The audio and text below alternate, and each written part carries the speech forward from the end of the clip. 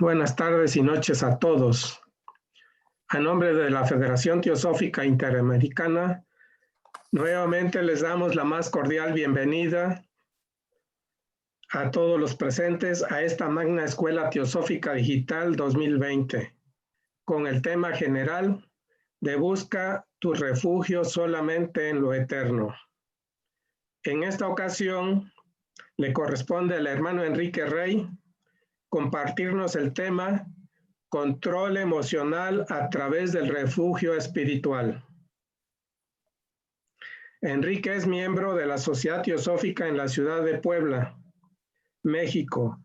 Es médico psiquiatra, geriatra y homeópata, con doctorado en psicología. También es psicoterapeuta privado y autor de varios libros. La mayoría de ellos, al menos de los que he consultado, con citas teosóficas. Pues bien, ahora le cedemos el micrófono virtual a nuestro estimado hermano Enrique Rey para que nos comparta su ponencia. Gracias, Enrique, y adelante. Gracias, Rafa. Hola a todo mundo. Vamos a empezar entonces. En cuanto mi iPhone marque las 2:30, porque tiene 2:29. Bueno, es un tema muy importante y voy a tratar de compartir la pantalla. Espérenme tantito.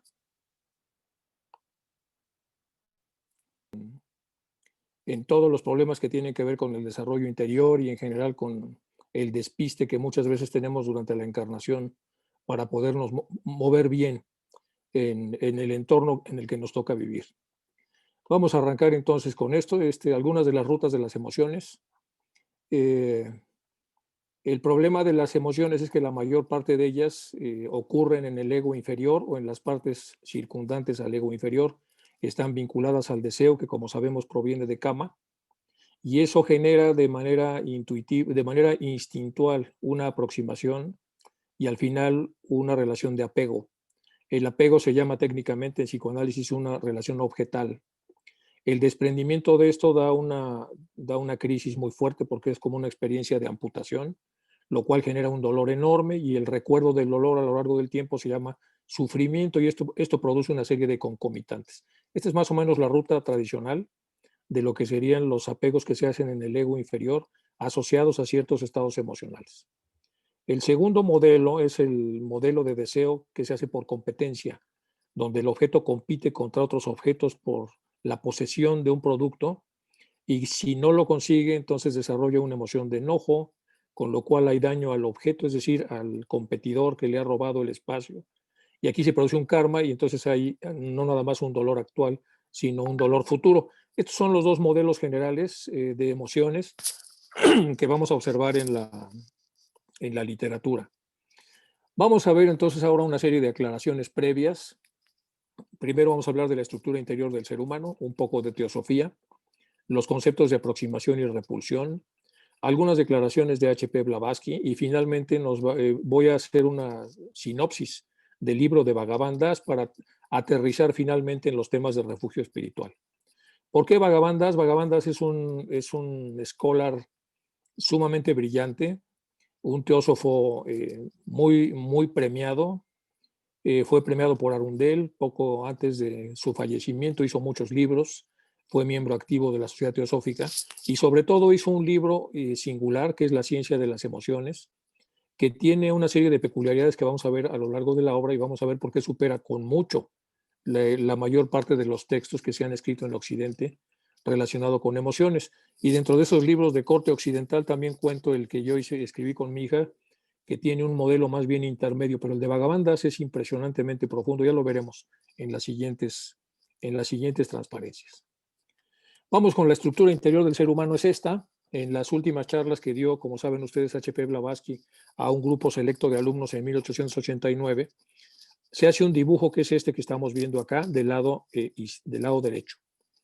En este dibujo observamos el huevo áureo, que aparece aquí como AE, Auric Egg. En ese habita Atma, la parte del espíritu que proviene, como saben, de Anupadaka y ese a su vez de Adi, o sea, toda la parte espiritual alta está aquí. Luego hay un siguiente espacio dividido en dos, en donde está el primer receptor del rayo de Atma, que como sabemos se llama Buddhi, y Buddhi hace una relación directa con Manas, con la mente, y aquí tenemos la tríada superior. Manas, como sabemos, también se vincula hacia abajo con el Kama Manas, que serían dos elementos que aparecen del otro lado que ahora vamos a explicar. Y también están el prana y el linga sarira, que es el doble etérico. Y todo esto conforma este cuadrado, es decir, otro espacio dividido en dos. El linga sarira se tuerce aquí una especie de nudo y brota hacia el espacio físico, es decir, hacia el plano físico, el plano que habitamos todos, el cuerpo. Entonces somos un cuerpo que en realidad es una copia de lo que aparece en el linga sarira. También tenemos un acumulador, una pila que se llama prana. Tenemos una mente superior y una mente inferior vinculada a los deseos kámicos, y en la parte de arriba la mente superior vinculada a lo que es el espíritu individualizado y Buddhi. Bueno, esto es el dibujo que nos pone Blavatsky. En este dibujo observamos entonces todos los espacios que ya habíamos comentado, de manera que cuando ella lo explicaba, pues tenía mucho sentido que el dibujo quedara así, porque es como lo más simple posible para explicar de algo que en realidad es muy complejo. Del otro lado hay una reinterpretación de este dibujo en el entorno, digamos, quizá más contemporáneo y tratando de no alterar un poco lo que ya H.P. Blavatsky había comentado. Entonces, de este lado tenemos el modelo de la estructura interior del ser humano, de acuerdo a la teosofía. Lo mismo, tenemos un primer espacio que se llama plano átmico, en donde está el espíritu. Después tenemos el plano etérico propiamente dicho, que sería en donde está la parte de Buddhi, que es la receptora del rayo de Atma, y el mana superior. Aquí está la arteriada. Después tenemos que entre el manas superior y el manas inferior hay una mente que gravita, o el pensador, que le llama Nivesant, y el vínculo a través del cual las cosas de la mente superior que son susceptibles de ser espiritualizadas suben a través de un puente que se llama Antakarana. Todo esto ya lo sabemos, solamente estamos viendo la imagen para poder entenderlo mejor. Y la mente inferior, que gravita hacia arriba a través de la mente gravitatorio pensador, también gravita hacia abajo para recibir información del Kama, es decir, del centro de pasiones y deseos, que a su vez están vinculados en este último espacio, que es el plano físico, con el cuerpo físico. El cuerpo físico entonces tiene dos vinculaciones. La otra vinculación viene directamente del Linga Sarira, que ya vimos en la conferencia que hubo sobre Paracelso, y del Linga Sarira hacia arriba pues tenemos ya la conexión con la energía vital o prana o pránica. Del Linga Sarira hay múltiples conexiones más que no aparecen en este esquema, por supuesto. Viene entonces, como el Linga Sarira es de alguna manera el constructor de la copia final, tiene una parte descendente, otra ascendente y seguramente muchas partes envueltas, pero las partes receptoras se parece mucho a un ribosoma humano. Muchas de las partes que recibe, que vienen de arriba, vienen de la parte arquetípica, después vienen del prototipo, después del prototipo se convierte aquí lo que sería ya el vestigio de la copia, el domi, y del domi se reviste del cuerpo físico, y aquí tenemos un ser humano. Entonces, un ser humano es una superposición de 4 planos y de un montón de elementos que, como hemos visto en las charlas que nos da Isaac los lunes, provienen de diferentes jerarquías del cosmos, de acuerdo a lo que nos comenta Madame Blavatsky en La Doctrina Secreta. Bueno, en este plano físico, entonces, lo que tiene que hacer un ser humano, de acuerdo a la ley de evolución, es espiritualizar la mayor cantidad posible de materia, es decir, de la mente material, que es la mente inferior, llevarla a la mente superior, hasta que termine nuestro periplo en el cual estamos vinculados a estos dos formatos de mente. Y esto se inicia con pensamientos, con actos y con dichos, como dicen ya los budistas. Por lo tanto, entonces, entendiendo que la mente son diferentes estados de conciencia, muy grosso modo podemos entonces subdividirlos en estados de conciencia muy inferiores, es decir, muy vinculados a la parte cámica, inferiores, medios, en donde está cerca del gravitador, que el gravitador normalmente coexiste en la parte inferior. Luego tenemos ya lo que sería estados de conciencia superiores y muy superiores. Entonces, en función de lo que nosotros somos capaces de producir como pensamiento, como dicho y como hecho, nosotros empezamos a acelerar un poco el proceso de evolución y, por lo tanto, el proceso a través del cual saldremos de este plano físico. Vamos a la que sigue y ahora vamos con la clasificación teosófica de planos y estados de conciencia muy rápido. Esto es un repaso nada más. Cualquiera que sea el plano en el que se está actuando, nuestra conciencia, tanto nosotros como las cosas que pertenecen a ese plano, Por el momento, nuestras únicas realidades son en función del plano en el que estemos nosotros percibiendo. A medida que aumentamos la escala de desarrollo, percibimos que durante las etapas por las que hemos pasado, hemos confundido las sombras con realidades, porque en realidad eran etapas anteriores. Y el progreso ascendente del ego es una serie de despertares progresivos. Cada avance trae consigo la idea de que ahora, por último, hemos llegado a la realidad, pero cuando seguimos creciendo nos damos cuenta que esa no era, que había en realidad una aproximación mucho mejor. Esto es muy parecido a la caverna de Platón, si se acuerdan ustedes, en donde según el plano en el que estamos, pues nosotros pensamos que esa es la realidad, pero si seguimos el curso de la evolución, esto va cambiando. Y todo esto está acompañado de estados emocionales que vamos a ver dentro de un momento. Vamos a ver ahora Bhagavan Das. Bhagavan Das tiene a otro investigador que se llama Bhagavan Das, pero con doble S, que no es ese del que vamos a hablar. Vamos a hablar del Bhagavan Das Teósofo, que es este que aparece aquí en la foto. Y él tiene en esta obra, que les digo que es de enorme profundidad y que vamos a revisar con un poco de detalle, tiene varias frases, y la primera a la que quiero hacerme referencia es esta. Esforcémonos, por lo tanto, en afirmar que el cuerpo búdico y la conciencia búdica, dejando los cuerpos inferiores al cuidado de ellos mismos, o más bien apliquemos todas nuestras energías a sobreponernos de una vez para siempre de los cuerpos inferiores, y cuando en tiempo oportuno, porque el jiva debe pasar inevitablemente por ellos. El jiva, entendido como la unión de Atma Buddhi individual, que así lo toca Bhagavan Das, es así como el espíritu individual más Buddhi, tomen definida forma, no tendrán fuerza para detener o retardar nuestro progreso evolutivo. Es una frase muy bonita, porque el libro está cargado de frases muy inspiradoras y con contenido. No es una frase inspiradora hueca, sino son frases inspiradoras con mucho contenido. Más de Bhagavan Das dice: si conocemos la verdadera naturaleza y esencia de las emociones deseo, que las vincula a través de un guión, podremos vigilar nuestros pensamientos, palabras y obras a la perpetua luz de la conciencia y del análisis, y de los demás a la luz de la conciencia universal, que nos muestra que los deseos de todos son los deseos de cada uno. Al advertir y conocer que si dañamos, herimos y perjudicamos al prójimo es a causa de nuestro insidioso ahamkara, es decir, de la conciencia de yo soy, de obtener algo a costa del dolor de nuestro hermano, aunque la obtención sea lo más frívolo y pasajero placer, o un sentimiento, emoción de orgullo o menosprecio, al advertirlo y conocerlo, trascendemos gradualmente el poderoso influjo del deseo que durante tanto tiempo nos mantuvo atados al renacimiento como causa de las miserias humanas. Otra vez es una frase muy, muy comprimida, pero lo que está diciendo es que al principio hacemos el mal porque no tenemos ni idea, es decir, por ignorancia. Poco a poco empezamos a advertir cosas, lo que ya decía H.P. Blavatsky. Conforme vamos subiendo, pues vamos observando más, que no era tan simple el asunto, que el asunto en realidad está revestido de más cosas, y subimos más y vemos más, y poco a poco, al ver más y desarrollarnos, adquirimos las herramientas para poder controlar los influjos de la parte más inferior que tenemos. Aquí aparecen las fases de desarrollo interior, dice Madame Blavatsky, existen 7 estados de conciencia o planos en el hombre. Cada plano se subdivide en 7 y cada uno de estos 7 también, que ya lo conocemos, esto es de la doctrina secreta, pero luego empieza un tema de Annie Besant en su libro de estudios sobre la conciencia. La evolución normal de la humanidad se ejecuta en 3 de estos planos, el plano físico, astral y mental, llamados también los 3 mundos. En los 2 planos superiores a estos 3 están los planos búdico y átmico, hasta arriba, ya lo vimos en la estructura interior. Continúa la evolución propia del iniciado. Estos 5 planos constituyen el campo de evolución de la conciencia hasta el día en que la humanidad se irá a fundirse con la divinidad.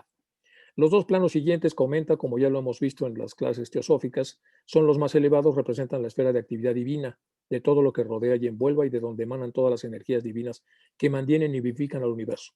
Los 2 planos, como ya lo sabemos, son el Anupadaka y el Adi. El primero son los planos de conciencia divina.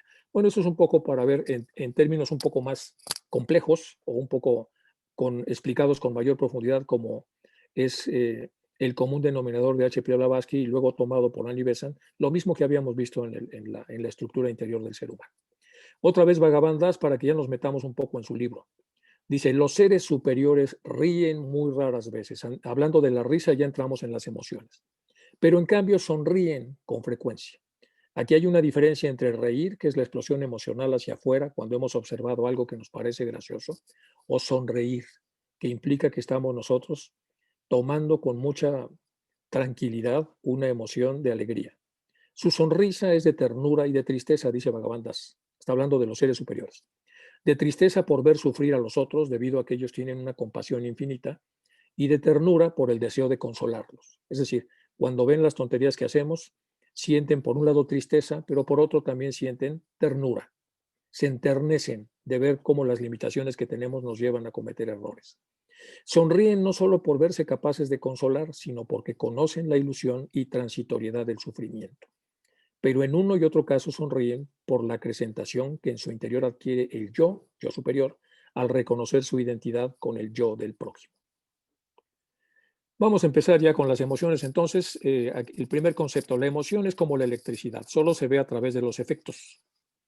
Y la segunda idea es que la descripción de lo que se siente utiliza un lenguaje limitado. Es decir, cada vez que tenemos una emoción, pues no podemos describirla porque es totalmente abstracta, pero sí podemos ver el efecto. Es decir, qué termina siendo el que suponemos que está enojado, pues cómo lo vemos, qué facies tiene, qué cosas hace, qué cosas dice.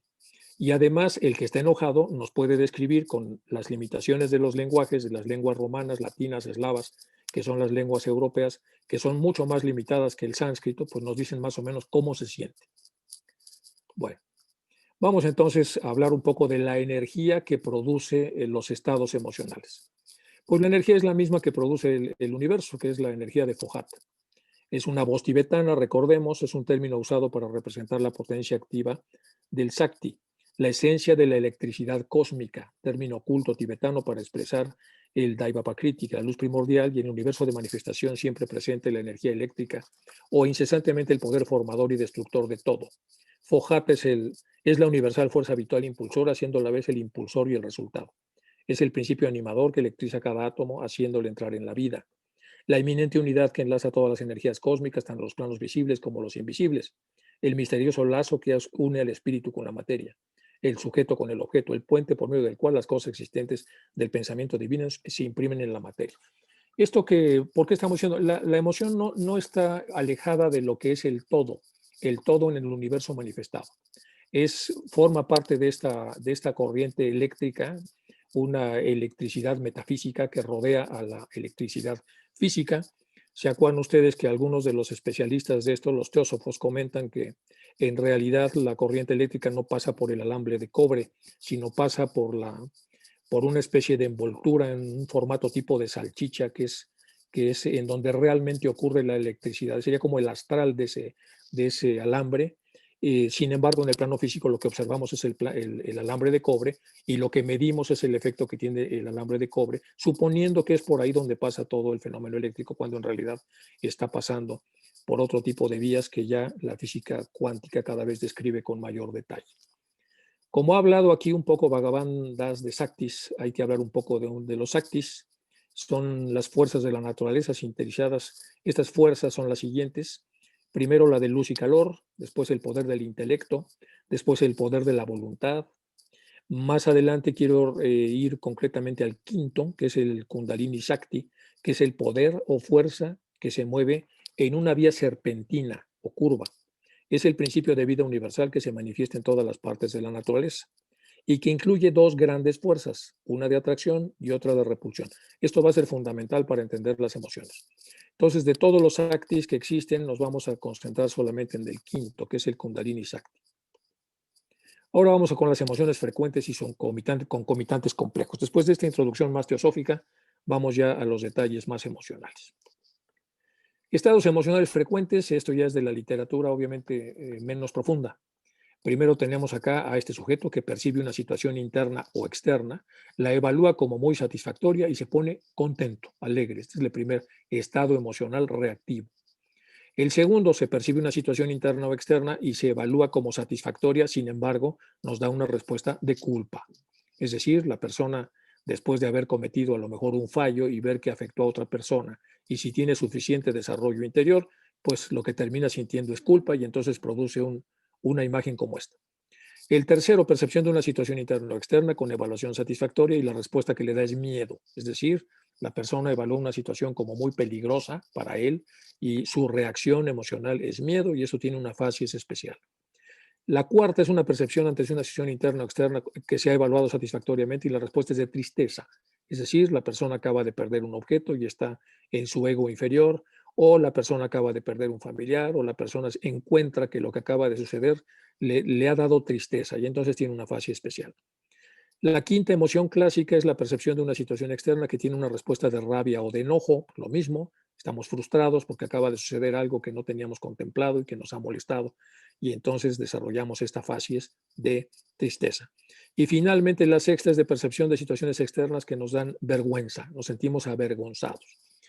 Primero porque nos ve alguien en el plano físico, porque acabamos de hacer algo que es vergonzoso, alguien nos ve y entonces nos sentimos vergüenza. Cuando somos teósofos y tenemos varios años, nos da vergüenza porque sabemos que somos observados por nuestro ángel interior, por nuestro yo superior y por todas las estructuras y las entidades que normalmente nos observan, y eso pues también nos da vergüenza. Solo es la misma vergüenza, pero en otro sentido. Vamos ahora a las propensiones. Bueno, ¿qué pasa cuando sentimos estas cosas? Bueno, pues si estamos en alegría, empezamos a tener cosas buenas y malas. Por ejemplo, si la alegría la usamos para retener una emoción y repetirla, pues no es buena, porque tiene que ver con apego. A no guardar los límites de la misma, es decir, yo soy alegre pero fastidiando a medio mundo, a usar sarcasmo y a alejarse o alegrarse de la pena ajena, todas esas son versiones malas del que está alegre. Y el que está alegre cuando lo hace bien es porque disfruta las cosas simples de la vida. Pues qué bueno que esté alegre porque no le hace daño a nadie, observa las cosas simples de la vida y eso le produce una enorme alegría. El que sigue, que es el de la culpa, dice, bueno, una persona si siente demasiada culpa y eso es para dañarse a sí mismo o utilizarla de pretexto para no actuar en cosas en las que debe actuar, pues es otra vez, una culpa asociada más al ego inferior. Pero si tiene una culpa que está orientada a corregir una actitud o una conducta inapropiada, es una culpa útil. El tercero, que es miedo. Si tenemos miedo para evitar actuar o recluirme en vez de vivir la vida o permitir las injusticias que cometen terceros por temor a las represalias que pueda recibir, es un miedo inútil. Pero si yo tengo un poco de temor o de miedo para prevenir un daño real y cuidar de mí mismo, es un miedo útil. La tristeza, si la tristeza la tengo para retener o para cesar una pena, para obtener cosas, para amargar a otros, es una tristeza inútil, mala. Si la uso para reaccionar a un fallo con la intención de corregirlo, es una tristeza buena porque es un rato de tristeza que es la reacción natural al fallo que he cometido, al daño que he ocasionado. Y eso me permite entonces estar en contacto con el daño del otro y en ese sentido es bueno. La quinta, como producto de la frustración, el enojo, con la idea de calumniar o de dañar a alguien, pues malo. Si el enojo es temporal con uno mismo por haber agredido a alguien, es un enojo útil, porque ese enojo me pone más atención para que pueda yo controlarme en el futuro y no hacer barbaridades. Por último, el sexto, yo puedo sentirme avergonzado por no ser culto, por no ser rico, por no ser guapo, por no haber nacido en tal lugar o en otro lugar, por mis propios complejos, por vincularme a cosas materiales, etc. Esa es una vergüenza inútil, superficial, absurda. Pero si yo siento vergüenza porque sé que soy un ser autoconsciente y a pesar de ello me descuido y hago barbaridades, pues esa es una vergüenza útil, porque de alguna manera me permite reflexionar en lo que estoy haciendo.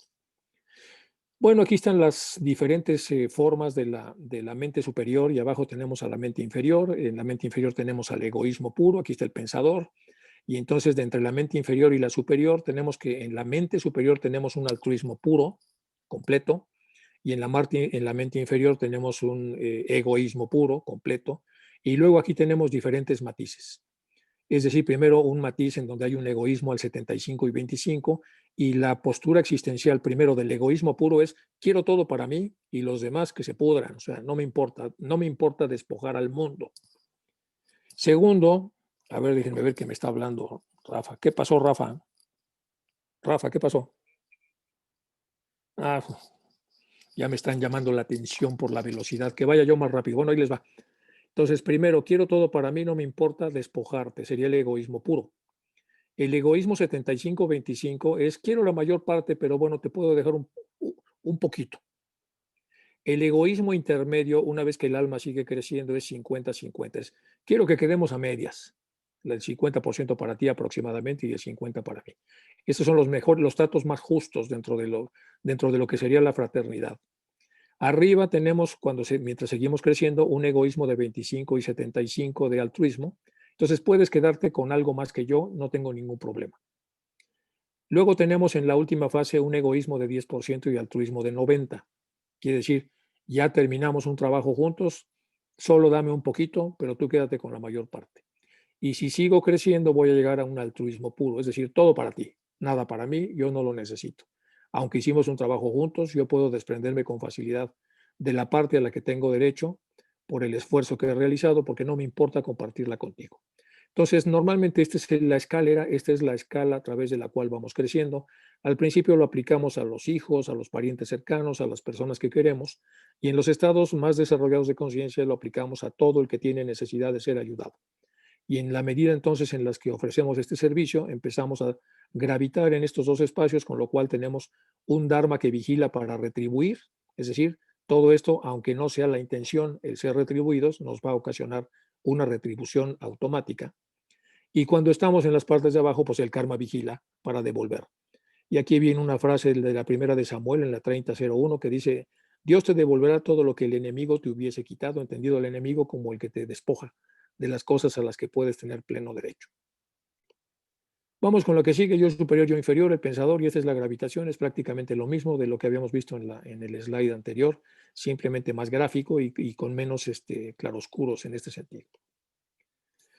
Emociones mal entendidas. Aquí empiezan ya los temas más complicados con el tema de las emociones. Los enemigos internos que han de quedar vencidos antes de lograr la liberación, entendido de que estamos encarnados y seguimos encarnados porque estamos en proceso de liberarnos. Son 6 pasiones capitales que son karma, lujuria, coda, ira, loba, codicia, moja, desarreglo, mada, orgullo y mastara o envidia. El propósito de la doctrina sánscrita es trascender los vicios y también las virtudes, pues unas y otras son ligaduras, mientras la virtud no se transmuta en deber y por lo tanto aún las buenas emociones se les da el nombre más que bien. Dice Bhagavan Das que más bien que descubrir las emociones aparentemente buenas encubren todavía defectos que tenemos. Si esto añadimos una ligera ampliación del significado de los ambiguos nombres que denotan emociones análogas, podemos reducirlas a 6. Y esto es para que no nos hagamos bolas. Dice, el kama, que en realidad está traducido como lujuria, también puede estar infectando al amor. Entonces puede ser un amor cámico. Se llama igual que el amor recíproco, el amor fraterno, porque le llamamos igual porque de alguna manera hemos complicado esta palabra. Y entonces este amor malentendido, la persona puede suponer que porque ama, de alguna manera ya está venciendo a este enemigo y no es cierto, la lujuria ha contaminado al amor. Son ejemplos, en realidad tiene muchos, pero estos traté de hacer parejas para poder entender lo que está tratando de transmitir Bhagavan Das. En el tema de la loba tenemos entonces que es una codicia, es una persona que es capaz de dar cosas que puede dar a los demás para ayudar a los demás en su desarrollo, pero responde con codicia, es decir, reteniendo lo que tiene y privando a los demás de los excesos que posee. Y esto se puede mezclar con reverencia y adoración cuando se exagera el ruego egoísta, es decir, se hace una adoración y la adoración supuestamente forma parte de las emociones buenas, pero es una adoración contaminada por la codicia. Moja, que es el desarreglo y compasión, cuando se percibe del propio interés. Esto es muy interesante, también lo dice en el cristianismo, la caridad empieza por uno mismo. No puede uno ser tan compasivo como para descuidarse a uno mismo, porque entonces se acaba la posibilidad que tiene el compadeciente de compadecer a los demás en el sentido de que ya no tiene lo mínimo para poder trabajar en este plano. Tenemos Croda, que es ira, Mada, orgullo y Mastara, envidia. Bueno, lo que habíamos visto es un poco de que el tema, lo importante de este slide es que no basta con suponer que ya hemos luchado contra las emociones malas a través de las buenas, porque las buenas pueden estar contaminadas. Esa es la llamada de atención. Ahora, emociones al servicio de la ley de evolución, correspondencias y procedimientos. El universo es una cadena interminable de ayudas mutuas, ya lo hemos visto, las entidades de mayor jerarquía ayudan a las intermedias, las de intermedias, como alguna vez recibieron también, tienen la obligación, así nos dice la doctrina secreta, de volverlas a dar a las jerarquías que vienen más abajo, y ahí llegamos a la cola, que somos nosotros los seres humanos. Y aquí puse un ejemplo de lo que sería el famoso castel catalán, ¿no? Que tiene pues, los de hasta abajo, que son la pinya, que son todos estos fuertes que en algún momento van a subir, pero que de momento están sosteniendo a la parte del tronco, y en la parte del tronco ya llega a la punta. Es un ejercicio muy interesante de coordinación y colaboración para entender hasta dónde se puede llegar con la ayuda mutua. ¿Cuál es la racionalidad? Devolver lo que se ha recibido a quien me ayudó. y sentí gratitud, ahora yo debo ayudar a alguien y siento placer de ayudar. Atracción, reacción, que es el alma del karma. Las emociones, posturas existenciales que dificultan el flujo, pues culpa, ya vimos, miedo, tristeza, rabia, vergüenza, bueno, lo que ya habíamos visto en las anteriores. Altruismo, disfruto dando, es decir, devolviendo, porque yo no nací con eso. Disfruto dando o devolviendo lo que he recibido. Y si logro disfrutarlo, ese es un altruismo genuino. Egoísmo, sufro cuando se me obliga a dar lo que he recibido.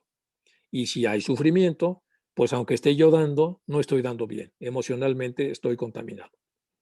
La racionalización es un mecanismo de defensa inconsciente del ego personal y es buscar argumentos creíbles para no dar lo que debemos dar.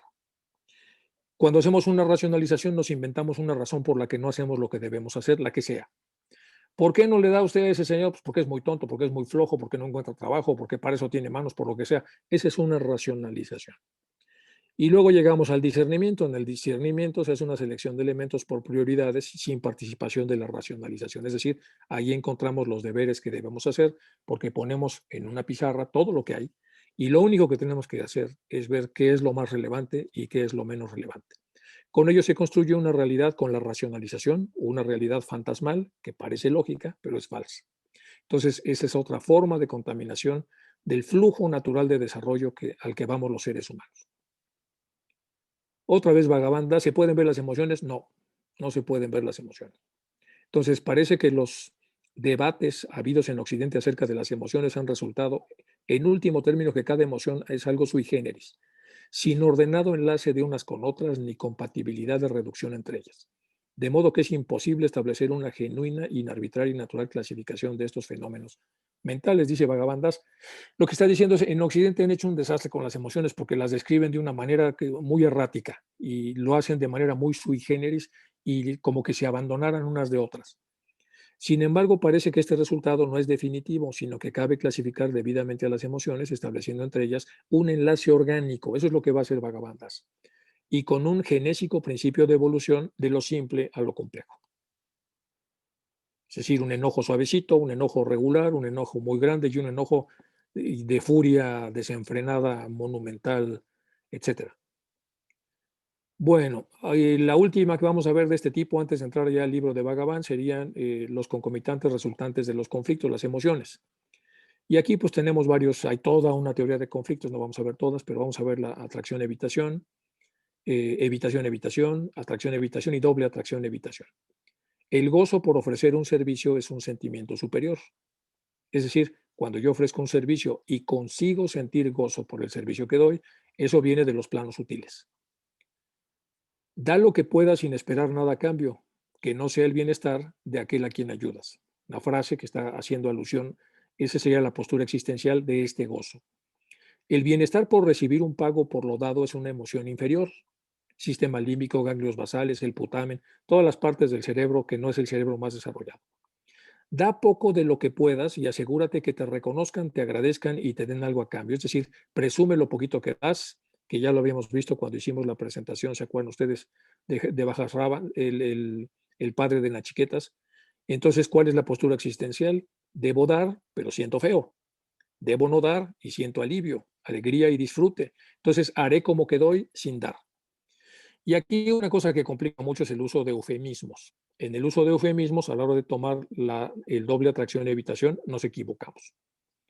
Por ejemplo, aquí, alegría por lo que va a obtener, tristeza por lo que se pierde. En cada decisión hay algo que se gana y algo que se pierde.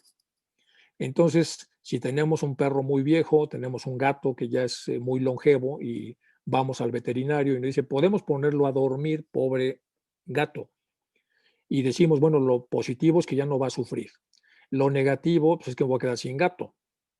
Y del otro lado digo, no, pues lo positivo, yo creo, no lo voy a poner a dormir. Entonces, lo positivo es que sigo con el gato, lo negativo es que va a seguir sufriendo. Pero si en vez de decirme el eufemismo de que lo voy a poner a dormir, dice, ¿quiere usted asesinar a su gato? Y usa la palabra asesinar, esto se modifica. Yo no quiero asesinar a mi gato, quiero ponerlo a dormir para que no sufra, porque asesinato suena muy feo y tiene un impacto emocional diferente. Entonces, los eufemismos, es decir, la forma como disfrazamos cosas de la realidad, lo que hacen es que nos confunden a la hora de tomar decisiones Y a veces tomamos decisiones muy drásticas y complicadas porque no hemos utilizado el lenguaje apropiado a la hora de referirnos a ellas. Bueno, aquí viene un poco de ejemplo de las jivas que les había mencionado hace un momento. Significa vida en el sentido absoluto. También la mónada de Atma Buddhi, ya lo había comentado. Jiva tiene además los significados de principio vital, alma o espíritu viviente, etc. Y aquí pongo un ejemplo, dice estudio homeopatía. Si estudio homeopatía, cosa positiva en la decisión A, me quedo sin amigos alópatas. Y si no estudio homeopatía, cosa negativa porque quiero estudiarla, pues me quedo con mis amigos alópatas, cosa positiva, y tengo que priorizar cuál de las dos decisiones es la más importante. Bueno, ¿qué quiere el corazón? ¿Qué quiere el cerebro? Pues estar en equilibrio, esto. Pero pues en realidad vivimos tan desequilibradamente que a veces obtenemos esto, es más corazón que cerebro. Acuérdense ustedes lo que pasó con Helena de Troya, o a veces gana más el cerebro y no el corazón, y entonces reprimimos todas las reacciones emocionales que deben estar presentes en lo que debemos hacer en la vida. Y bueno, y esto es un verdadero dilema para todos. Vamos con lo que sigue. Ahora sí, las potencialidades de las emociones. ¿Cuál es la potencia que tienen las emociones? Aquí vamos a ver cosas muy interesantes. Miren, el ejercicio de la benevolencia, vamos a hablar de una emoción muy superior. Benevolencia disminuye la grosera envoltura externa y se acreciente realmente la interna y más sutil con la que el yo está temporalmente identificado en el jiva, de suerte que ya no solo se dilate metafóricamente, sino en realidad y de verdad. Vamos a leer con calma esto, dice. El ejercicio de la benevolencia, no la fingida, porque ven ustedes aquí la foto. Este está fingiendo que está contento, pero vean cómo está atrás. Entonces, la benevolencia real disminuye la grosera envoltura externa, es decir, el yo personal, y al mismo tiempo acrecienta la interna. Por eso les había puesto los estados de conciencia con porcentajes, porque en la medida que baja una, crece la otra. Y se acrecenta realmente la interna, que además es la más sutil, con la que el yo con mayúscula está temporalmente identificado en el jiva. El yo con mayúscula ya sabemos que es el yo superior. De suerte que el yo con minúscula no solo se dilate metafóricamente, sino en realidad se puede dilatar de verdad cuando escogemos una emoción de este tipo y hasta que logramos sentirla bien. Las emociones al final son deseos que cada vez se hacen más sofisticados, pero en el fondo son deseos, ya de perpetuar las situaciones placenteras o de huir de las dolorosas. Entonces nos da miedo las dolorosas y esa emoción nos aleja de la posibilidad de sentir miedo. O vemos que hay algunas cosas placenteras y entonces nos aproximamos a ellas.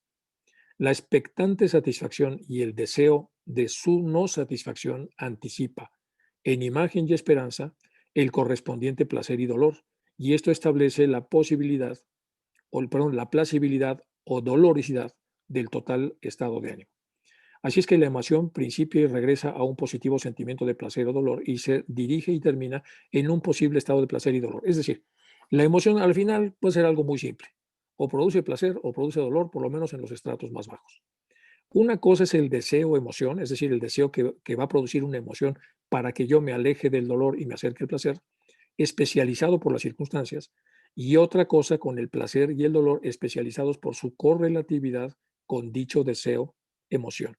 Es decir, una cosa es la emoción pura que no tiene como principio o propósito el que nosotros podamos alejarnos o acercarnos del objeto, y otra cosa es la emoción no pura que está más bien al servicio de no sentirnos mal a pesar de que debamos hacer algo, o al servicio de sentirnos bien a pesar de que no nos corresponda ese sentimiento. Entonces podemos sentirnos aliviados porque hicimos trampa en una rifa y hemos obtenido el premio mayor, y eso sería el deseo emoción. Y otra es que podemos sentirnos muy contentos del que se haya sacado realmente ese premio y hacer todo lo posible para que lo obtenga, que ese también es un deseo emoción, pero no contaminado. Bueno, estímulo, respuesta, atracción o repulsión basados en placer y dolor, no es lo que acabamos de ver, especializados por su correlatividad, es lo que acabamos de explicar. Los tres principales subdivisiones de la atracción. 1. La atracción más la conciencia de la igualdad entre el yo y el objeto atrayente se llama afecto o amor propiamente dicho. Es decir, para que haya un amor propiamente dicho, yo tengo que ver a los demás como iguales a mí. ¿Cómo le hago para que esto ocurra? Bueno, pues yo sé que si yo soy igual a todos porque todos tienen atma, porque todos tienen principios interiores, porque todos han nacido de un vientre materno, igual que yo, porque todos tienen un paquete de emociones, las usen o no, igual que yo, porque todos tienen un propósito en la vida, como yo. En general puedo encontrar un montón de situaciones en donde yo me pongo exactamente al mismo nivel que todos los seres humanos.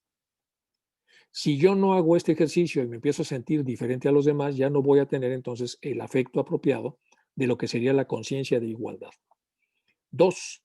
La atracción más la conciencia de superioridad del objeto atrayente respecto del yo se llama reverencia. Es decir, si yo considero que la persona que está enfrente de mí es una persona superior a mí, ya sea esto real o imaginario, la forma en la que yo puedo relacionarme con ella va a tener que ser una forma reverencial. Voy a tener que hacerle reverencia. Y da igual si esta superioridad es real o es ficticia o es formada por la imagen mercadológica o por el fútbol. Yo de alguna manera hago reverencia y él espera que se haga la reverencia, y con eso tenemos una relación de orden desigual, es decir, una relación en donde el objeto atrayente ya no está en la conciencia de igualdad, sino en una conciencia desigual. Y la tercera es la atracción más la conciencia de inferioridad del objeto atrayente respecto del yo, se llama benevolencia. Entonces, si yo me siento arriba del otro y el otro se siente abajo de mí, pues el otro me hace reverencia y yo actúo con benevolencia, y por lo menos salimos tablas y salimos bien librados de una desproporción o una desigualdad de conciencia. Lo ideal es igualar la conciencia, pero si no es posible hacerlo, entonces se pueden trabajar estas dos cosas. Entonces, en la atracción entre la persona mayor y la persona con menos desarrollo, a través de benevolencia, la persona no hace sentir mal a la que tiene menos desarrollo, la atrae, la abraza, le instruye, le da lo mucho que sabe al otro que sabe menos, y entonces, sin que el otro se sienta ofendido o humillado, se hace una buena relación en donde al final se va a regresar a una conciencia de igualdad. En la medida en que fluya el conocimiento que yo tengo, la experiencia que yo tengo, el dinero que yo tengo, al que no tiene esas cosas, al final vamos a llegar a una conciencia de igualdad. Por supuesto que es una conciencia de igualdad no perfecta, es decir, una conciencia de igualdad más o menos una desviación estándar que sería entre 40-60, 40-60. No estamos hablando de números exactos en matemáticas puras, estamos hablando de algo razonablemente equilibrado o algo moderada o estrepitosamente desequilibrado. Ahora vamos con la emoción que nos va a producir este equilibrio, pues el amor. El amor es el deseo de unión con el objeto amado y por lo tanto propende siempre a colocar al sujeto y al objeto en un mismo nivel. Es decir, si somos capaces de amar, lo que vamos a hacer es ayudar a que estemos los dos en una situación razonablemente equilibrada, porque desde ahí va a poder fluir con mucho mayor facilidad esta emoción.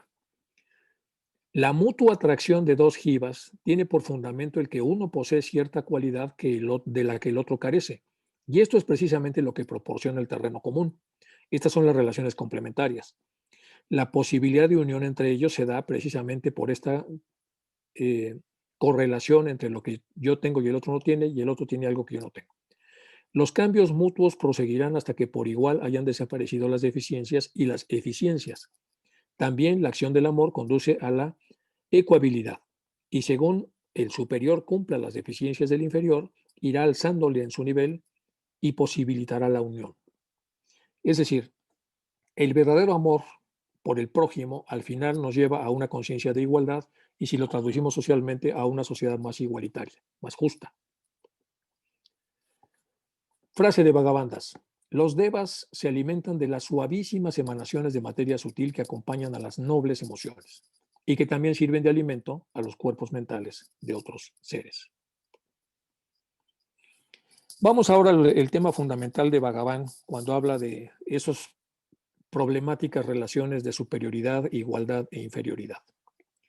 Pero parece deseable, dice Bhagavan, y aún posible esforzar en explicar el significado de estos elementos cognitivos, de la conciencia de igualdad, superioridad e inferioridad que tan importante papel desempeñan en la estructura y desenvolvimiento de las emociones, y que verdaderamente son la única causa de la diferenciación del amor y odio en la heterogeneidad de innumerables tipos, clases y grados. Una analogía física nos ayudará en nuestro propósito. Supongamos la atracción entre dos imanes convenientemente dispuestos. Ya sabemos que el imán tiene carga negativa y por lo tanto el imán magnéticamente atrae a la carga opuesta, es decir, a todo lo que tenga una carga positiva. De hecho, la Tierra, el planeta Tierra es un enorme imán, es decir, es negativo y todos tenemos cargas positivas en promedio y eso ayuda a la gravedad a que nos mantengamos equidispuestos o pegados a la Tierra. Algunos yogis, nos explica la tradición oculta, pueden cambiar la polaridad y por eso levitan. O sea, de eso está hablando aquí Bhagavandas, de este tipo de polaridad. Entonces, son la única causa de diferenciación del amor. Una analogía física nos ayuda. Supongamos que hay una atracción entre dos imanes convenientemente dispuestos, de los cuales al que tiene sin moverse atrae el otro hacia ti. Podríamos considerarle como el más potente y al otro como el menos potente. Pero si los dos se movieran uno hacia el otro simultáneamente y se encontraran a media distancia, consideraríamos iguales en potencia. Lo mismo sucede entre jiva y jiva.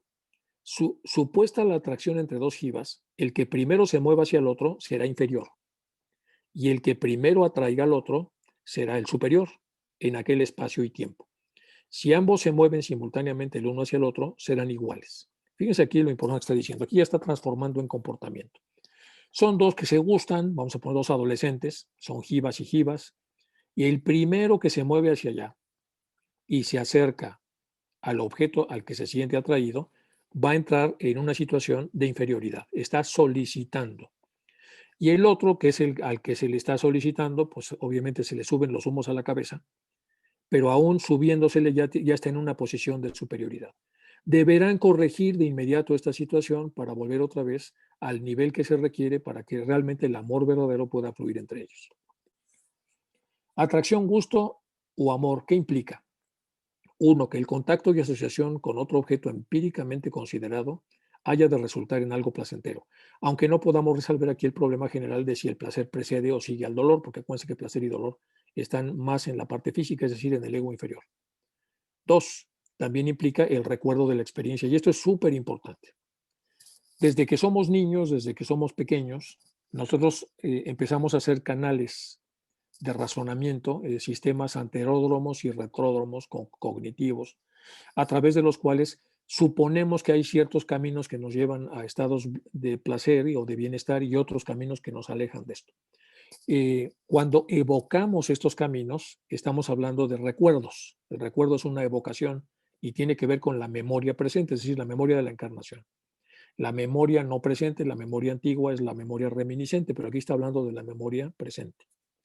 Entonces, lo que está diciendo acá es algo que ya Krishnamurti había enseñado mucho, el papel del recuerdo en prácticamente todo lo que es las funciones de la coexistencia personal de los seres humanos sobre el planeta. Bueno, tercero, la esperanza de que las mismas circunstancias se produzcan el mismo placer. Es decir, que si yo repito ese canal, pues, y vuelvo a hacer el pastel de chocolate aquel que me puso como loco de placer, pues voy a sentir lo mismo que sentí aquella vez que me comí aquel pastel. Pero luego resulta que no es así, y es el mismo pastel, y es en la misma cocina, y fue con los mismos utensilios y la misma, pero no es lo mismo, porque la presencia existencial era diferente en aquel momento y ahora es diferente. Bueno, cuarto, que en consecuencia existe el deseo de repetir el contacto, asociación o unión con el objeto causante de placer, pero que si el contacto y la asociación son posibles, es imposible la absoluta unión. Cuando la unión es posible como entre el que come y lo que se come, el deseo no pasa de ser deseo sin llegar a la categoría de emoción propiamente dicha, que consiste en la actitud de un jiva respecto al otro jiva, entre los cuales es imposible la unión absoluta. Esto lo saben incluso los chefs, por eso preparan los platillos, los hacen estéticos, para que de alguna manera estéticos, aromáticos, y luego al final nos lo comemos, pero en realidad hay toda una estética, hay toda una experiencia. Hay una experiencia de unión y de contacto con aquello que se va a comer. Bueno, y ahí les podría comentar un montón de cosas de pacientes que he visto a lo largo de la historia, pero mejor no entremos para no sacar los trapitos de la gente. La metafísica del Jivatma estudia los problemas referentes a la unión en apariencia completa entre el alimento y lo que se alimenta, la distinción entre lo animado y lo inanimado. Tenemos que la representación imaginativa del esperado placer, entremezclados con el deseo, constituyen una específica disposición mental que, según antes expusimos, ha sido considerada como emoción-deseo, por prestar mayor atención al elemento placer que al elemento deseo.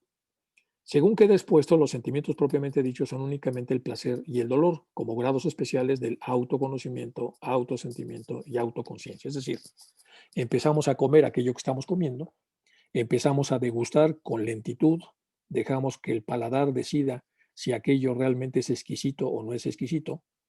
Damos un ritmo especial para poder continuar con lo que estamos comiendo y empezamos a experimentar, ahora sí, un estado emocional. Ahora ya no es un deseo o emoción, ahora es una emoción verdadera, es decir, ya estamos en contacto. Pero ¿qué tal si observamos que tiene un pelo del cocinero? ¿O qué tal si observamos que el plato tiene a lo mejor una magulladura? O yo qué sé, o sale por ahí el cocinero y sale sin la famosa mascarilla que ahora está de moda. Todas esas cosas automáticamente van a producir una repulsión y se va a alterar todo el magnífico plato que teníamos enfrente.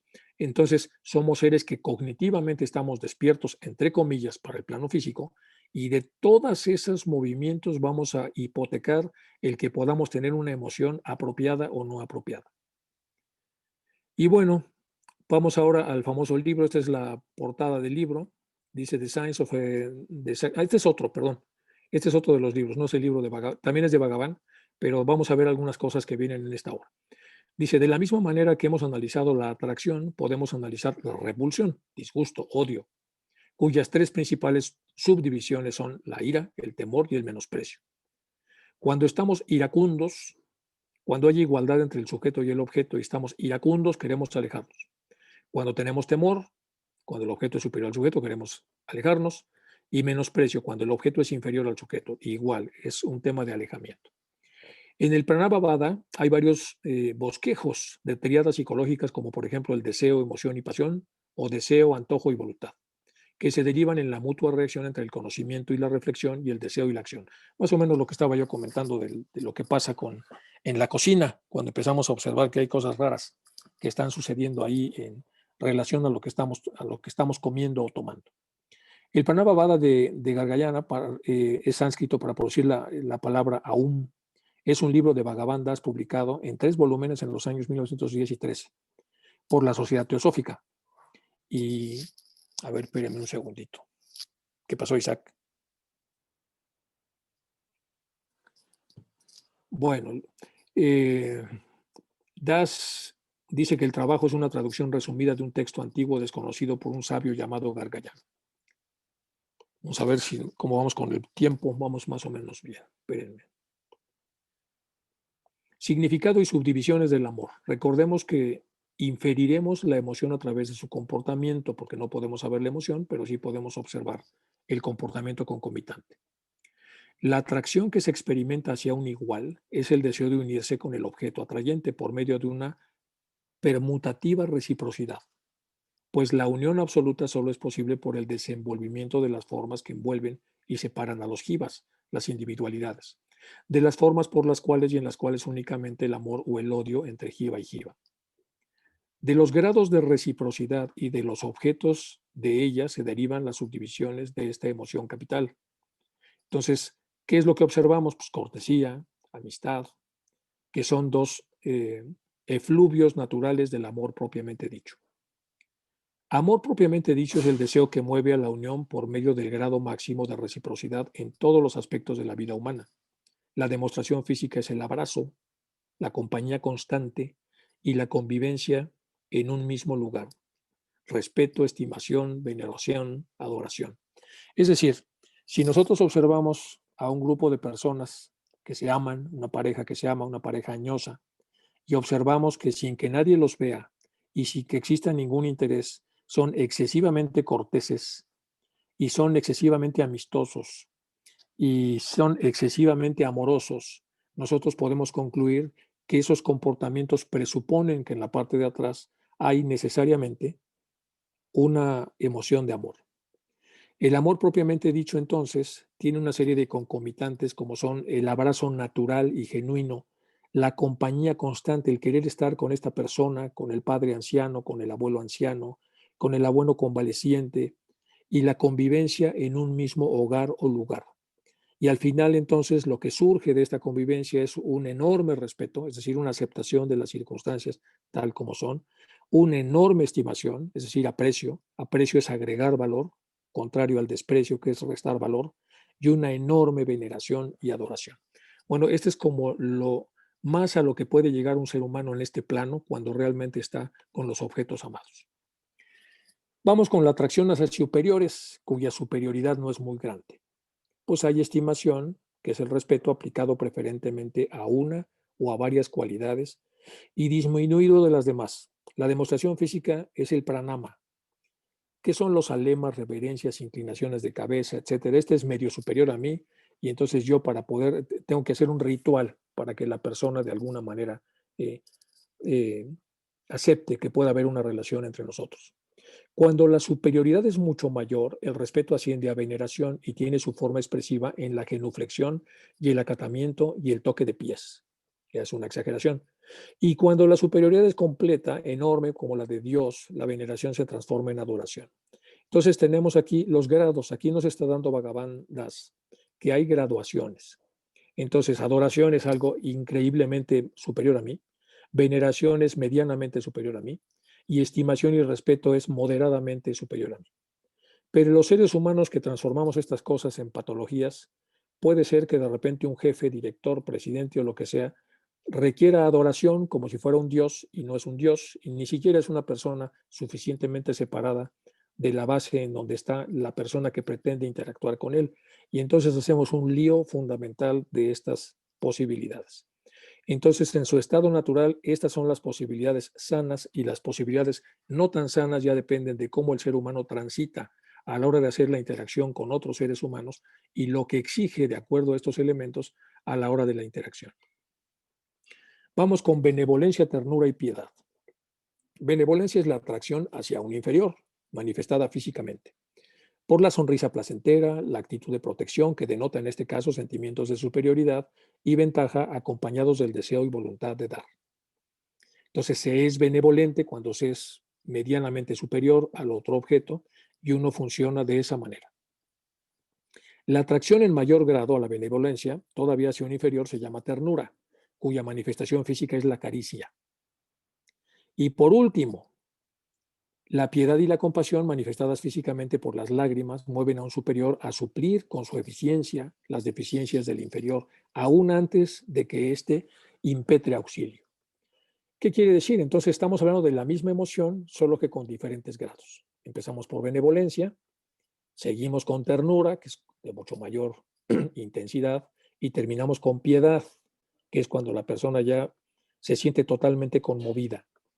Hace poco que hizo Netflix un documental a través de la BBC, en donde muchos de los leones marinos que no encuentran ya suficientes hielos en el Polo Norte se empiezan a suicidar desde un risco, pues todos los que estaban fotografiando, que fueron también filmados, estaban hasta las lágrimas, estaban entre ternura y piedad, porque ningún ser humano se puede sustraer de ese tipo de imágenes, y si no las sentimos es porque de alguna manera la prensa nos aleja de la posibilidad de observarlas y convierten este asunto del calentamiento global en un tema como abstracto e intelectual, ante lo cual pues no hay manera de reaccionar, porque para reaccionar necesitamos las imágenes. Y si salen las imágenes, luego nos dicen que están fotomontadas y bueno, es un lío. El lío que tiene toda la mala prensa en relación a la conciencia que todos tenemos sobre las cosas que debemos hacer. Ahora la repulsión separa por desigualación dos términos que en principio estaban iguales. Su grado preliminar es la aspereza, la reserva y la frialdad, y su manifestación física es el apartamiento, la distancia, la vuelta de espaldas y otras actitudes o modales despectivos que son muy comunes ver cuando observamos a los políticos pelearse ahí en sus cámaras. El grado inmediato superior del deseo de separación es la ira, la enemistad o la hostilidad, que tiene por manifestaciones físicas la reciprocidad de injurias y golpes, cuando las cosas han llegado a ese extremo, entre gentes incultas y sarcasmos picantes, réplicas contundentes y burlas sangrientes entre los que se suponen que son más cultos e intelectuales. O sea, puros golpes, algunos abstractos y otros físicos. El último grado es la cólera, la rabia y el odio propiamente dicho, que mueve a una guerra abierta con el frenético empeño de aniquilar al enemigo, física y mentalmente, por los medios y con las armas que primero vengan a la mano. Como cuando Bhisama y Arjuna, los típicos guerreros del Mahabharata, olvidan las leyes de caballería y empiezan a hacerse verdaderos animales a la hora de entrar en conflicto. Como verán otra vez, entonces estamos hablando aquí de potencias. Y otra vez, una falta de sensibilidad humana o de inteligencia política, como dice un gran amigo que tengo, es que cuando estamos en el estado de repulsión por la mala conducción de la relación, nos metemos de repente en el que sigue, en el de ira y enemistad, es decir, convertimos a una persona a la que no le caíamos bien en enemigo. Y el enemigo pasivo, que tiene sarcasmos y nos agrede, si no conducimos bien la relación, al rato es un enemigo activo y lo que quiere es fastidiarnos, dice sobre mi cadáver, y la persona no pasa y no pasa y se complica la situación porque ha habido una mala conducción a través de lo peor de las personas. Recelo, temor, horror, etcétera. Se llama recelo a la repulsión hacia un superior cuya superioridad es leve y no definitivamente reconocida, o sea, tener un jefe tonto, en pocas palabras, con el deseo de reducirle a inferioridad. Pues será muy jefe, pero es una bestia. Unido al convencimiento no solo de la incapacidad de lograrlo, sino también de que el superior es capaz de deprimir aún más al inferior. Su manifestación física es el encogimiento. ¿Qué quiere decir? Pues tenemos que apechugar, es un tonto, pero pues es el que me tocó y ni hablar. El grado inmediato más arriba, ya que es mayor a la superioridad del objeto de repulsión, se llama temor. Ahora se temen las consecuencias, se teme a que el jefe adivine la animadversión que sentimos hacia él y entonces ahora reaccionamos con temor y terror. Sus manifestaciones son la retirada y la huida. El último y culminante grado es el horror, en donde ya no puede ser mayor la superioridad del objeto odiado. Su manifestación física correspondiente al convencimiento se completa con la inferioridad de impotencia y la parálisis que impide moverse y escapar. Aquí lo que hizo él fue una contracción, pero en realidad la derivación del miedo es miedo, temor. Luego vendría el horror, pavor, pánico, son 5. Después del pánico ya tendríamos una crisis fóbica, que se va a la patología, o una crisis de angustia, que es el miedo paralizante. Al final, entonces, esto va en escalada en la medida en la que sabemos que la persona sabe, por así decirlo, que nosotros que no nos cae muy bien y tememos entonces las represalias que puedan ocurrir de esa persona en nuestra contra. Arrogancia, menosprecio y desdén. Bueno, arrogancia es la repulsión más la conciencia de inferioridad del objeto al que se siente la repulsión, que mueve al deseo de separarse más y más de él por medio de una siempre creciente desigualación, al cual el deseo señala el convencimiento de la capacidad de producir dicha desigualación.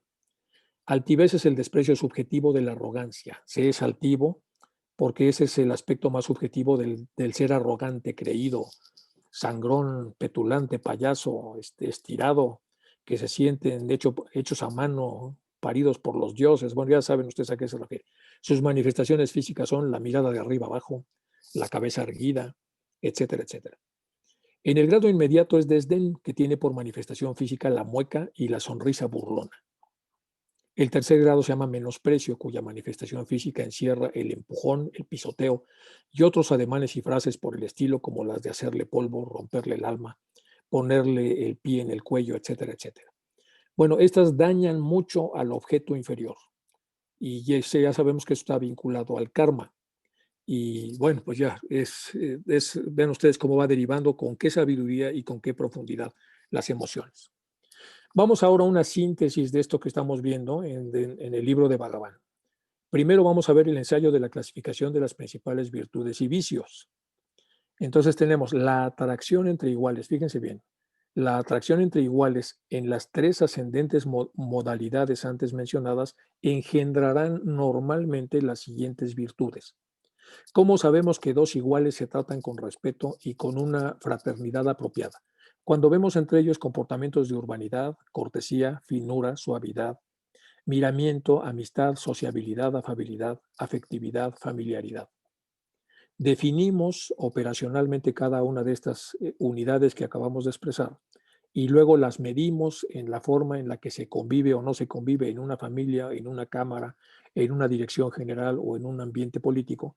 Y nosotros entonces vemos si la atracción entre iguales funciona bien, como para que ese grupo realmente pueda hacer cosas excepcionalmente buenas. Abajo en la parte amarilla tenemos la atracción hacia un superior. Aquí ya no estamos hablando entre iguales, ahora es atracción a un superior. Engendra modestia, prudencia, dulzura, reverencia, formalidad, diligencia, gravedad, serenidad, seriedad, sensatez, docilidad, humildad, obediencia y gratitud. Es decir, el inferior trata al superior con todo este paquete de cosas. Si el superior es humano, teósofo, desarrollado, budista, lo que sea, tratará de que esto desaparezca en un término determinado, y si logra que esto desaparezca, entonces puede pasar a lo que sigue. Ya están en el tiempo de preguntas, llevamos 1 hora apenas. Bueno, me voy más rápido, es que primero me dicen que vaya más lento y ahora que ya se está acabando el tiempo, entonces déjenme meterle un poco de velocidad. La atracción hacia un inferior engendrará amabilidad, estimación, benevolencia, urbanidad, indulgencia, suavidad, nobleza. Estas dos son muy importantes, entonces sí me quiero detener un poco. Las emociones de odio, la repulsión a superiores, cómo actuamos con timidez, suspicacia, esquivez, encogimiento, cobardía, rencor y venganza. Y la repulsión entre iguales genera lo siguiente: rudeza, brusquedad, grosería, terquedad, aspereza, irascibilidad, actitud irascible, actitud de cólera, etc. La repulsión a los inferiores engendrará arrogancia, desestimación, menosprecio, desdén, engreimiento, petulancia, agresividad, entrometimiento. Con esto podemos observar nuevamente cuando una relación no va bien, cuáles son los elementos que se utilizan, y como siempre la corrección de todo esto está fundamentado en hacer que las relaciones se hagan lo más igualitarias posibles. Me voy a tomar 10 minutos porque si no, no voy a llegar voy a pasar entonces las que siguen, y nos vamos ahora con los modelos occidentales surgidos de la ciencia muy pronto. Este es uno de los libros más famosos de emociones que existen y es de Charles Darwin. Muy poca gente sabe que uno de los primeros libros de Charles Darwin fue sobre la expresión emocional, y él hizo las caras que denotan todas las emociones que una persona puede sentir en un momento dado. Y entonces la expresión de emociones, de algunas razones fisiológicas, según Darwin, a maneras de expresión de rubor, descaro. Desde la época de Darwin se han llevado a cabo muchas investigaciones y muchos investigadores modernos arrancan sus papers utilizando otra vez el famoso libro de Darwin de la expresión de las emociones. Como sabemos, Darwin, muy joven, muy jovencito, de 22 años, se embarcó en el Beagle para dar la vuelta al mundo. Y entonces, aunque él era el encargado más de otros temas no relacionados con las emociones, él ahí tuvo un desarrollo enorme desde el punto de vista intelectual y pudo escribir este libro que, aunque no era de su especial incumbencia, lo hizo bastante bien. Este es Darwin. Su libro más famoso es El origen de las especies. Y 2 semanas antes de morir publicó su último libro de trabajo sobre bueno, etcétera. Déjenme ir más rápido para darleslo. Frustración, agresión de Dollar y Miller. Entre las metas que uno se propone y si no las consigue porque hay bloqueos, la persona se pone frustrada y agresiva. Cuando vemos personas agresivas, estos ya son modelos psicológicos recientes, una persona agresiva es porque se frustró la llegada a un punto, ya sea que nos lo haya dicho o no, y si esto se ha bloqueado porque tiene una frustración, se va a poner agresivo. Vamos ahora a estudio contemporáneo. Según Reeve, la emoción tiene 3 funciones: adaptativas, sociales y motivacionales. Para eso son las emociones. Aquí estamos hablando ya de investigadores occidentales. Luego aquí Isardi y sus colaboradores, requisitos que debe cumplir cualquier emoción para ser considerada como básica, es que tenga un sustrato neural específico y distintivo, tener una expresión configurada facial específica y distintiva, como decía Darwin, tener sentimientos específicos distintivos y derivar de procesos biológicos evolutivos, manifestar propiedades motivacionales. Como verán, todo es denso, complicado, como decía Vagabandas, y este es otro de los grandes investigadores contemporáneos de emociones, que es Isardi. El último es Ekman. Otro de los autores relevantes del estudio de la emoción considera que son 6 las emociones básicas: ira, alegría, asco, tristeza, sorpresa y miedo, a los que añadiría posteriormente el desprecio según Ekman, y aquí están las publicaciones más famosas que tiene este autor. El poder enfermante de las emociones. Esto es de Fernández Abascal, que es un profesor de la UNED muy brillante en España y que tiene muchas publicaciones. ¿Cómo transitar del odio al amor? Pues de eso se trata el tema. Cómo hacer los caminos que puedan hacer que los pensamientos, lo que decimos, lo que hacemos, nos mueva hacia el amor. Déjenme ver ya los temas de, bueno, esto es muy importante. La ubicación existencial y los movimientos necesarios. Tenemos entonces el amor de este lado y del otro lado el contrario, que es odio. ¿Cuál es la distancia del odio del amor? 180 grados. Y es una fuerza del ego personal, 95%. Esto es puro ego personal, odio. El contradictorio del odio es el no amor. El no amor está a 135 grados del amor, o sea, está más cerca que el odio. Es no amor, no es odio, es un contradictorio. Y la fuerza del ego personal es 75-25. Después tenemos hacia acá el complementario. El complementario es el no odio. No odio está en 90 grados, es decir, más cerca que el no amor, que a su vez está más cerca que el odio. Y el no odio, que está a 90 grados, llega a lo que sería un análogo. El análogo en este caso es el aprecio, que está a 15 grados, la fuerza del ego personal 5 y el ego divino 95. Entonces, el tránsito de las emociones polares destructivas a las emociones apropiadas parte desde 180 grados, 135, 90, 15, hasta llegar a las emociones que pretendemos tener a través de diferentes encarnaciones o a través de psicoterapia o lo que sea. El odio primero hay que moverlo dentro de sí mismo y alejarlo de sí mismo. Odio total y completo, grandísimo, muy grande, grande, medianamente grande, medio y ya muy bajo.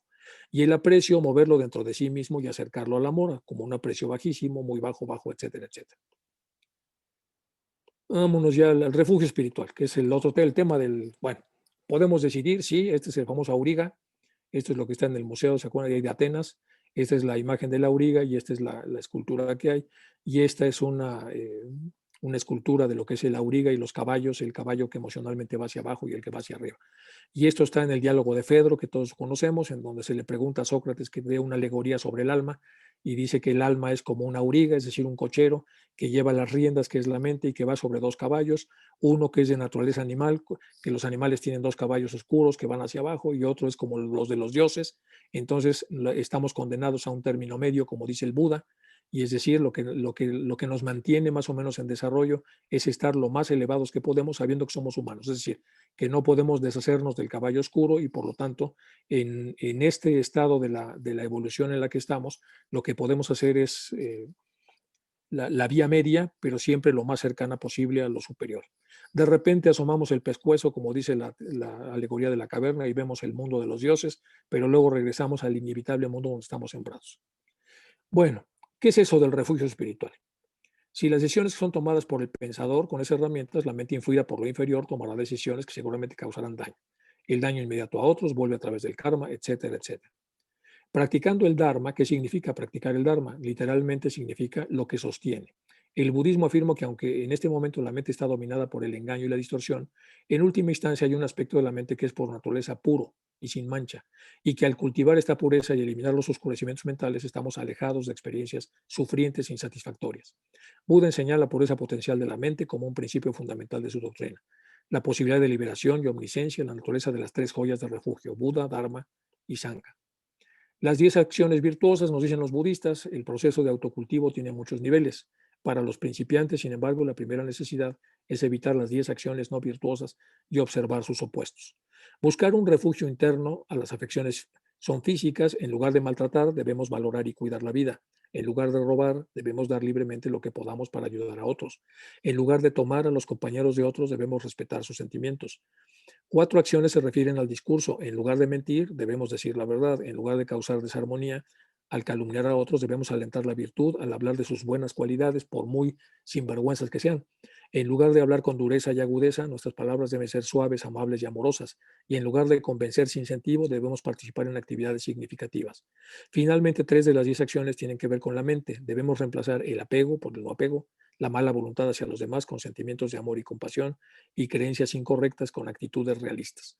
Este es un ejemplo entonces de lo que serían lo que una persona tiene que hacer para orientarse a las acciones virtuosas y disminuir, por así decirlo, el alejamiento en las emociones no apropiadas y acercarlas a las emociones que nos van a llevar a trascender. El papel de la ilusión o maya, y aquí tiene el estado emocional, dice, te he hecho daño a ti porque pensé que estaba separado de mí y que nada de lo que me afectara a ti me podía afectar a mí, pero ahora he comprendido al estudiar el karma que al afectarte a ti me afectaría a mí, solo que en otro lugar y tiempo. Esta posición existencial es importantísima para que la persona empiece a regularse de una manera más apropiada. Comportamientos posibles, pues, lo que tengan que ver con dharmas muy altos. En el hinduismo el dharma significa conductas que se considera que están de acuerdo con Rita, es decir, el orden que hace posible la vida y el universo. Incluye deberes, derechos, leyes, conductas, virtudes y un recto modo de vivir. La palabra Dharma aparece ya en el Atávara del año 1000 a.C. y en el sánscrito clásico. En idioma palí toma la forma de Dhamma. En el jainismo, de Dharma se refiere a la enseñanza de los yenas del cuerpo de la doctrina relativa a la purificación. Bueno, el Dharma es hacer el bien, vivir de una manera correcta para tratar de aligerar un poco la carga que tenemos en la encarnación. Y estas son las 3 joyas del refugio. El hecho de que seas o no budista depende si te has refugiado o no en las 3 joyas. Buda, Dharma y Sangha. Puramente desde lo más profundo de tu corazón, simplemente recitar las oraciones budistas, de jugar con un rosario o de caminar por los templos no es suficiente. El Dharma es una cuestión de mente y espíritu, no de actividades externas. Por lo tanto, debes entender exactamente qué son las tres joyas de refugio y cómo relacionarlas con tu vida espiritual. Con respecto al refugio en el Buda, hablamos del refugio causal del Buda, de todos los Budas del pasado, presente y futuro, de los cuales el más relevante, como sabemos, es el Buda Sakyamuni, que es el nombre de Siddhartha Gautama. Y el refugio del Buda resultante, el refugio de nuestra propia potencialidad para la iluminación, el Buda en el que cada uno de nosotros se convertirá. Las escrituras budistas hablan de 4 encuentros que a su vez despertaron en él la conciencia de 4 sufrimientos comunes a todos los seres humanos: nacimiento, vejez, enfermedad y muerte. Buda trató de encontrarles una solución a todos. Blavatsky comenta, en relación a las tres joyas, el término técnico aplicado a la conocida fórmula Buda Dharma Sangha significan los dos últimos términos según las interpretaciones modernas: la ley religiosa, que es el Dharma; el sacerdocio, el Sangha. La filosofía esotérica, sin embargo, considera muy vaga la interpretación de las palabras de Buda Dharma Sangha, y ella prefiere que se llame Bodhi a la parte de Buda, de Gautama, como se veía en la antigüedad. Y vámonos más rápido. La guía antes de que el alma puede ver, método, pensamiento, yo soy este cuerpo de carne. Esto es de Bhagavan Ramana Maharaj. Dice el método de pensamiento, él lo que hace es una oración: yo soy este cuerpo de carne y huesos. Es el origen de todos los demás pensamientos. Por eso, si miro hacia adentro y me pregunto, ¿dónde está ese yo?, todos los pensamientos, también el pensamiento del yo, desaparecerán gradualmente. Y el autoconocimiento de la esencia divina brillará espontáneamente, y sigo preguntándome dónde está ese yo, y vuelvo a profundizar y vuelvo a preguntar dónde está ese yo y dónde está ese yo, hasta que poco a poco vamos como en las capas de una cebolla, yendo de afuera hacia adentro.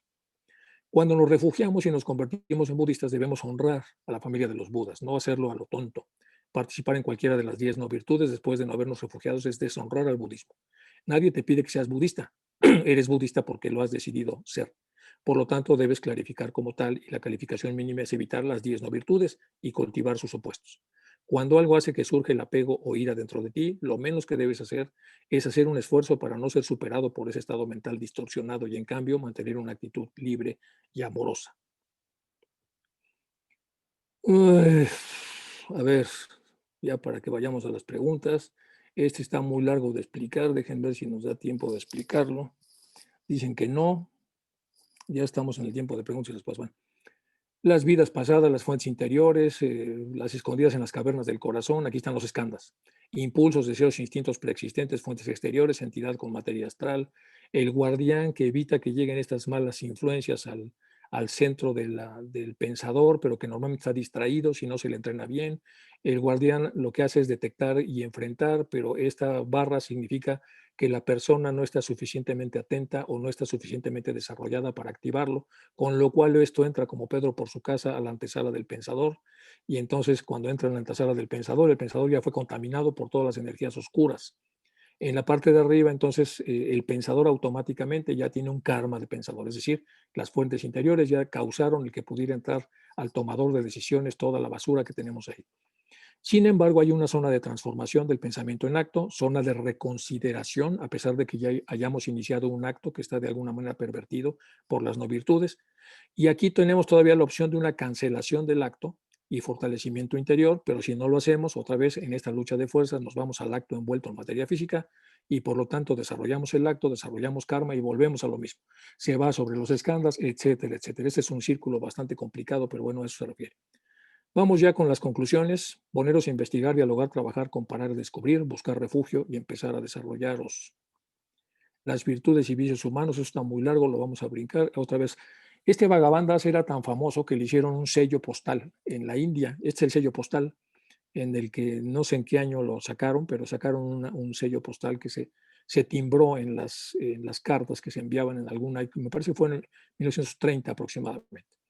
Cuando en alguien vemos orgullo o desdén, no habemos de responder con temor como las naturalezas débiles, o sea, no se sientan como poquita cosa, ni con mayor desdén y orgullo como las vulgares naturalezas que se sienten muy fuertes, sino con humildad, y así transmutaremos la benevolencia en orgullo ajeno, porque en el vulgo de la humanidad, al que pertenecen la mayor parte de los orgullosos, el comportamiento de la humildad es la benevolencia, con la que despertaremos en la mente del contrario una noble emoción que elevará la capacidad de ser útil a otro, aunque nosotros no necesitemos de su benevolencia. Es decir, tenemos que dirigirnos a su benevolencia, por muy creído que sea, para que le podamos hacer un favor y desde esa fuerza ayude.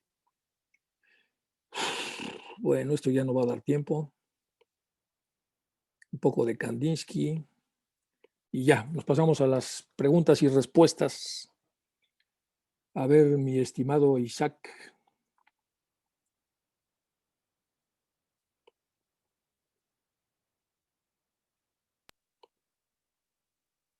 No, Rafa es el que va a dirigir esto.